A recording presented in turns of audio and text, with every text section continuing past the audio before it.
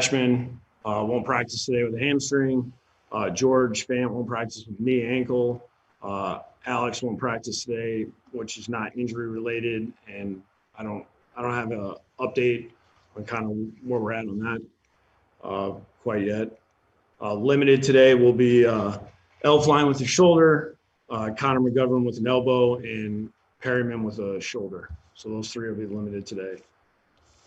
And then whatever you guys got.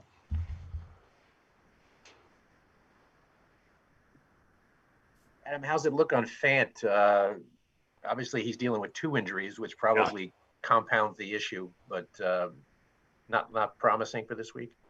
Yeah, I mean, we'll see. I think he's going to try to do some stuff with strength and conditioning to kind of see where he's at.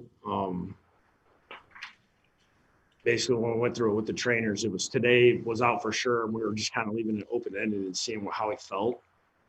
You know, I know he wants to get back as fast as possible. It's going to be how does he feel when he goes through his deal with the strength and conditioning guys.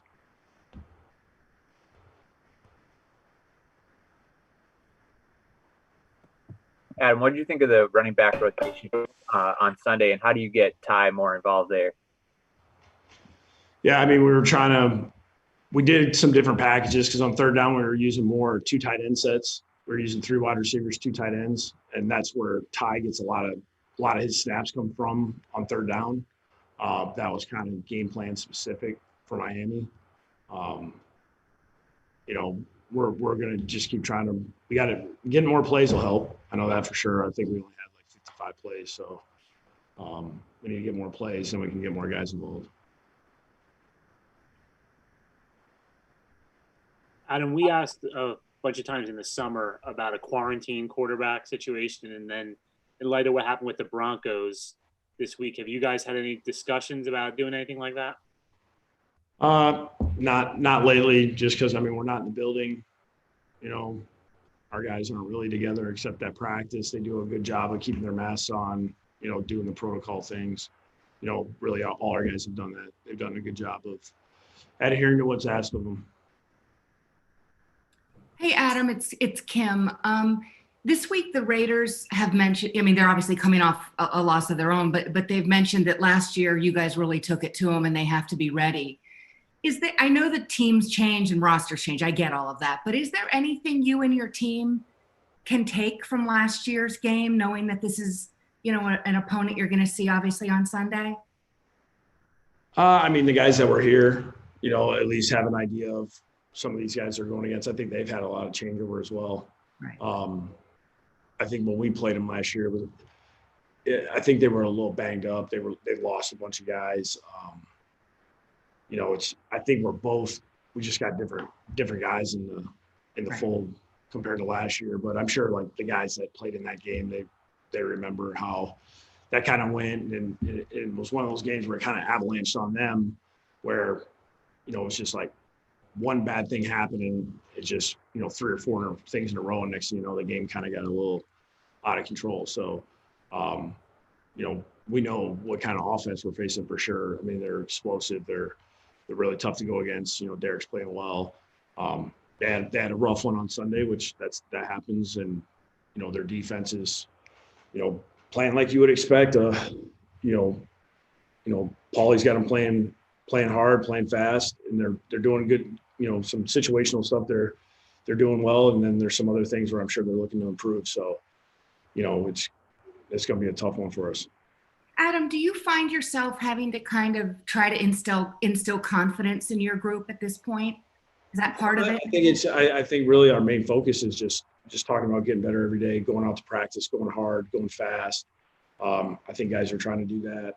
You know, the guys that are stepping in and you know, the younger guys especially, like, they got to take every rep they can, which they do, and they go extremely hard. You know, they try to find ways to get better, and then when we get in those games, those are even better experiences for them, because, you know, that's the best way to get better is go against good players. You know, this last game, I thought, you know, our corners going against Devontae and Jakeem and Gesicki and those guys, that was great for our guys. I mean, we'll get better from that game. You know, Mims having to go against Xavier.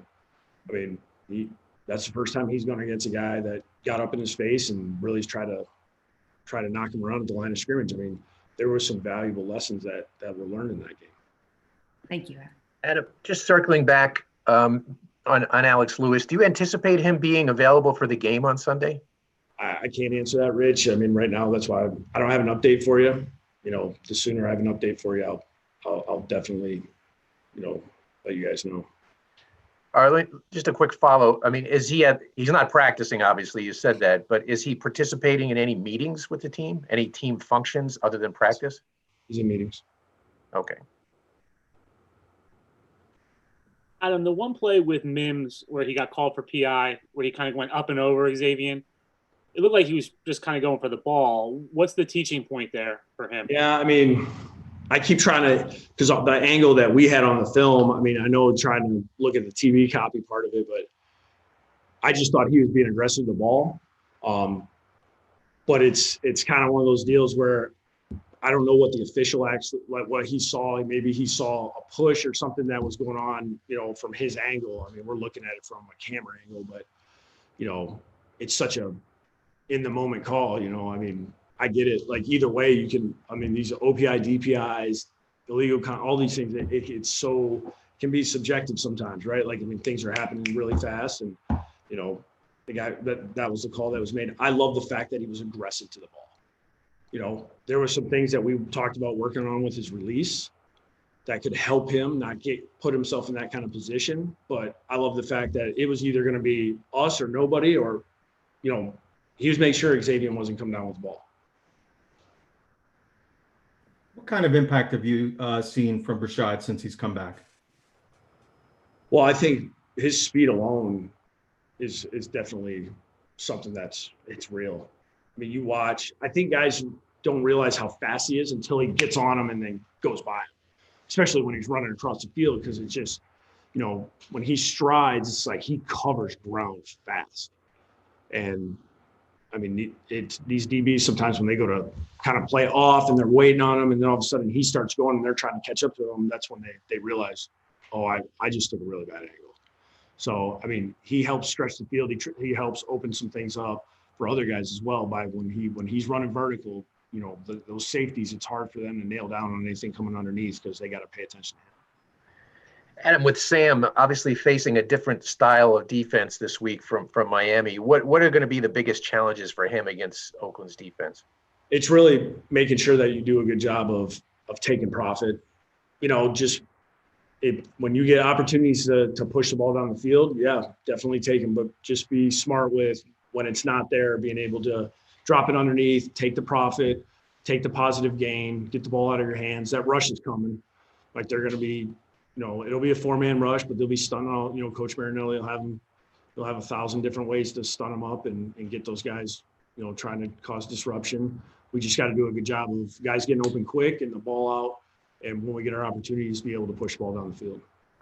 Have you sensed with Sam, I mean, obviously he hasn't had that huge breakout kind of game this year. Do you sense a sagging confidence at all with him? I don't. I see a guy is trying to get that chemistry with those, you know, the wide receivers in practice. I mean, obviously, I feel like him and Crowder do have a good chemistry. You know, they have since we've really started. I think just, you know, keep working with Mims and Perryman and keep getting used to throwing to those guys. I thought last game there was a couple throws to Perryman where, you know, gave him opportunities and he made some really good plays. You know, the back shoulder throw and then, you know, the corner route that he hit early in the game on 39. I thought that was a good throw and that was a hell of a catch. In kind of similar light there, Adam, can you tell based off of what you've seen at practice, what you've seen talking from Sam, all those things, can you tell a breakout's coming? Like, can you kind of see that it's hard to I wish I could just be like, yeah, I'm going to, you know, this is what's going to happen. I mean, if that was the case, you know, I'd be able to tell you a lot different. I'd give you the lottery numbers. I mean, it's, I wish I knew it was that easy. You know, all we can do is just keep grinding through practice and keep building the chemistry on offense. And, you know, when we get out to those games and it's like we get kind of rolling a little bit and get some completions and then all of a sudden we hit some big plays and we put multiple drives together, all of a sudden you might look back at that game and say, all right, that was a breakout game. You know, we played the way we needed to play. Adam, is McDougal done for the year, or do you expect to get him back at some point? I'd have to check right now. I don't see him coming back anytime soon. Are you doing anything differently? I know earlier in the season you changed up practice, then obviously the play calling. You've tried to do different things to shake things up. Are you doing anything different? Yeah, I mean, we keep moving things around.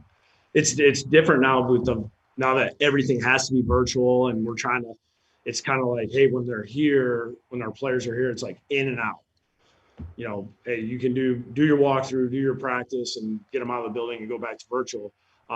We try to do different situations, trying to do more competition periods. We're trying to change it up from day to day to just see what can we gain as far as, hey, situational knowledge, just competing. I know our guys love going against each other. That's probably one of the funner parts of practice for them, because there's a little talking back and forth, and offensively, we're seeing some different stuff than we would during the week from Greg, which is good because you can work your rules, and same thing on the defense, because they never know what they're going to get. So, I mean, if we can, run some things that can challenge them, that's always a good thing for them learning wise. Adam, it seemed like you guys were building a little momentum offensively, whether it was, a half against Buffalo, 3/4 against New England, second half against Los Angeles. Did you guys take a step back in that regard on Sunday, you think? I don't think so. We played a tough defense. We had opportunities. We didn't take advantage of those opportunities. It's unfortunate because our defense played really well. We got turnovers. We had short fields. I thought the drive at the end of the half, we had multiple opportunities to probably end that drive with a touchdown. We didn't take advantage of that. But we did do one thing that we talked about all right, let's make sure we drive the ball down the field, take the whole 5 minutes up, and get points on the board.